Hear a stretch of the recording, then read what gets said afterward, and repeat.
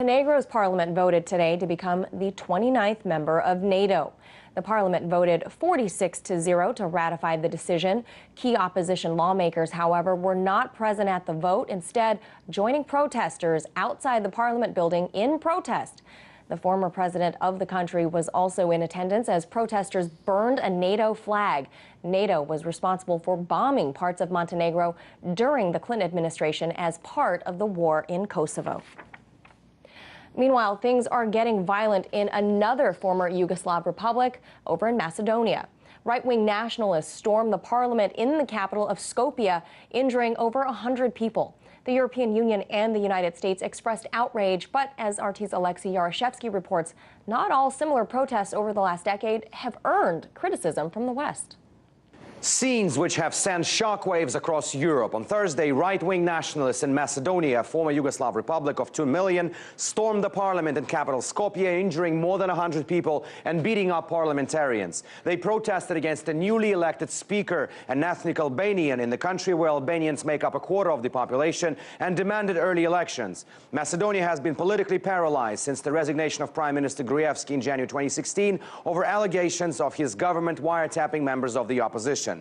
The core claim by the violent protesters was that the newly appointed speaker, Talat Xhaferi, used to be a militant in an Albanian rebel National Liberation Army when Macedonia's ethnic tensions landed it on the brink of a civil war in 2001.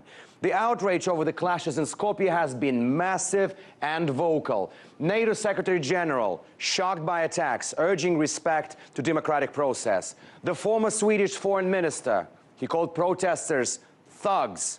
Now, Berlin condemned the attacks in strongest terms, and so did the U.S. Embassy in Macedonia, saying it was not consistent with democracy and was not an acceptable way to resolve differences.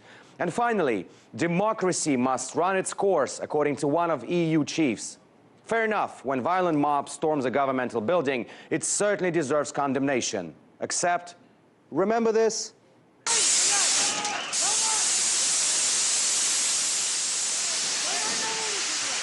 There has to be a way to restructure the Ukrainian government.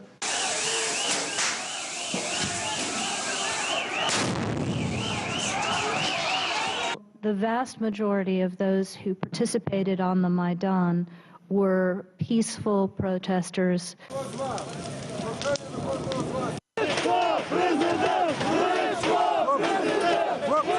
The young people in Ukraine, in the square in Kiev, were immensely impressive. The free world is with you. America is with you. I am with you. When the good old right-wing violent mob occupied governmental buildings in Ukraine in 2013 and 14, at times holding elected officials at gunpoint, there was no outrage. They are just children, was the popular pro-Maidan hashtag at the time. Do you think it stops there? Well, let's go back to Moldova 2009. Pro-EU protesters stormed the parliament in Chisinau, throwing Molotov cocktails and smashing its interiors to bits. Outrage then? Nope. The difference between the reaction and the lack of it is simple. Russia. When protesters are dubbed as pro-EU, it's fine. When they are supposedly pro-Russian, expect outrage. And it did not take long for pundits to pin the whole Macedonian unrest onto Russia, like the Atlantic's David Frum. Gets better and even more ironic. A Ukrainian activist, also a fellow at DC's Atlantic Council think tank, whom I also don't remember expressing any outrage over right-wing takeover in Ukraine 3 years ago, first called the unrest in Skopje another civilizational battleground. And then he went on to claim that Russian fingerprints were all over the mess in Macedonia and that the Russian media was in hysteria.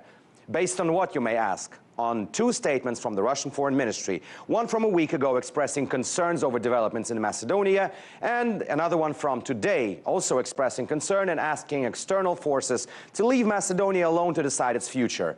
Russian fingerprints right there. The selective outrage over protests again serves to prove one long-standing point. When it comes to a political chessboard in Europe, not all protests are deemed democratic.